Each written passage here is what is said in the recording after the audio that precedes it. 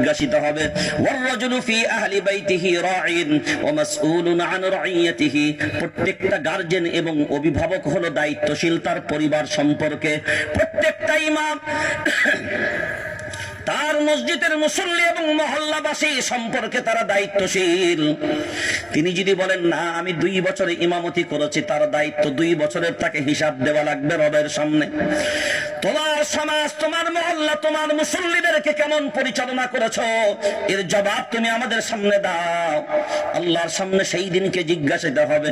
এখন যদি আমি মনে মনে এ জবাব দিই, না না আল্লাহ, ওই দিনকে সুদের কথা বলতে পারতাম না, এই জানুয়ারি মাসের সময় আমার জানোয়ার গুলো ফিস্টি করতে বলতে পারতাম না, কারণ দেখতাম আমার এলাকার কমিটির প্রেসিডেন্টের ছেলে শিক্ষিত কলেজ পড়ুয়া সেই ফিস্টির জন্য প্রধান উদ্যোগ নিত।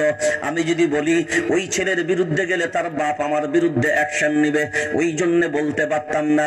আমার এলাকায় নেতা বাবুর ছেলে এরা এর প্রধান দায়িত্ব পালন করত, ওই জন্য যদি বলি এই নেতা আমার বিরুদ্ধে অ্যাকশন নেবে, কিয়ামতের ময়দানে এ জবাব দেবার কোনো অপশন নাই। জবাব কিন্তু আপনাকে দিতে হবে, কারণ প্রত্যেকটা মানুষই হলো দায়িত্বশীল। এবার আপনাকেও জিজ্ঞাসিত করা হবে, আপনি মসজিদের প্রেসিডেন্ট হলেন, মসজিদের ইমামকে হক বলতে দেননি কেন?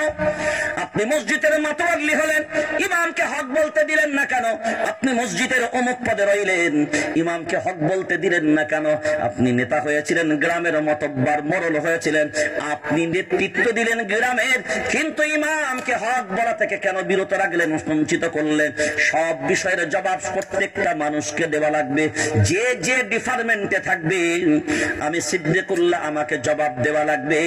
এটা তুই কৈলাসর গেলি, এখন তোর মনে মনে হবে বর্তমান অবস্থা ভালো না, কিনা ভালো না কিনা? বলছে হুজুর আমাদের এখানের অবস্থা ভালো না, ওই জন্য কথা কথা একটু মেপে বলবেন। মনে রাখা দরকার অবস্থা ভালো না। আমার নবী যে সময় দুনিয়াতে আসলেন ওই সময়টাকে বলা হতো আইয়ামে জাহেলিয়াতের যুগ। সেই সময় দুনিয়ার সব থেকে তাবর তাবর জালিমদের বসবাস ছিল। তারপরেও কি আমার রাসূল হক বলা থেকে পিছিয়েছিলেন? না। জোরে বলেন না। তারপরেও হক বলা থেকে পিছই নেই, কারণ অর্ডারটা কার? আল্লাহ। জন্ম কার? আল্লাহ। কোরআনুল কারীম সূরার নাম সূরা আল ইমরান 4 নম্বর পারা 3 নম্বর সাফার ভিতরে আল্লাহ ক্লিয়ার করে দিয়েছেন, কুনতুম খায়রা উম্মাতিন উখরিজাত লিন-নাস তা'মুরুনা বিল মা'রুফ ওয়া তানহাউনা আনিল মুনকার। আল্লাহু আকবার বলেন। শ্রেষ্ঠ উম্মত কেন বানানো হয়েছে? তুমি নিজে অন্যায় পথে চলবে, অন্য কেউ অন্যায় পথে চালাবে।